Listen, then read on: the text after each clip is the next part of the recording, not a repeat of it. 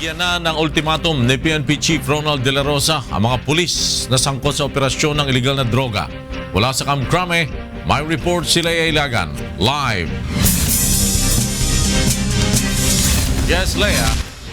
Magandang tanghali sa iyo, Flor. Kasabay nga ng Assumption of Command Ceremony nitong si PNP Chief, Police Director General Ronald De La Rosa ang pagbibigay niya ng ultimatum na 48 hours sa mga pulis na kusang sumuko sa kanya. Ito yung mga pulis na sinasabing miyembro ng tinatawag na ninja na nagre-recycle ng mga nahuhuling illegal na droga sa kanilang mga operasyon. Ayon kay General Bato, kung ayaw niya ng mga itong sumuko, ay mas mabuti na lang na mag-full-time na drug lord na lamang at nang magyera sila. Sinabi ng General na gagawin niya ang lahat upang hindi mapahiya sa tiwalang ibinigay ni President Rodrigo Duterte.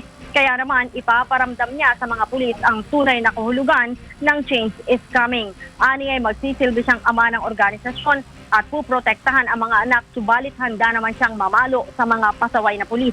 Giit nito, sa tulong-tulong na pagtatrabaho ay tiyak aniyang mananalo ang PNP laban sa ipinagbabawal na gamot at krimen. Kaya't nanawagan din ito sa publiko na ipagdasal sila na mapagtagumpayan ang kanilang paglaban sa ipinagbabawal na gamot. Muli naman ay hinamon ni President Rodrigo Duterte ang tatlong general na aniyay sangkot sa iligal na droga.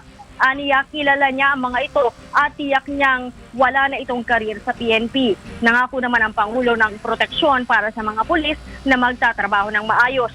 Sa ngayon ay nagsasagawa naman ng command conference itong si President Rodrigo Duterte kasama na si bagong talagang PNP Chief, Police Director General Ronald De La Rosa hanggang alas 12 ngayong tanghali o pagkatapos ng lunchtime. Alauna naman ang hapon ay magtutungo ang mga ito sa Camp Aguinaldo para naman sa Assumption Ceremony ng AFP Chief of Staff o incoming AFP Chief of Staff General Visaya.